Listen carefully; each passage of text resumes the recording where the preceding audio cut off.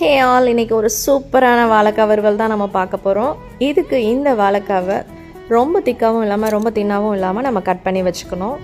அந்த கட் பண்ண வாழைக்காவோட மஞ்சள் பொடி, குழம்பு மிளகாய் பொடி, கொஞ்சம் சாம்பார் பொடி அண்ட் சால்ட் ஆட் பண்ணிக்கணும்.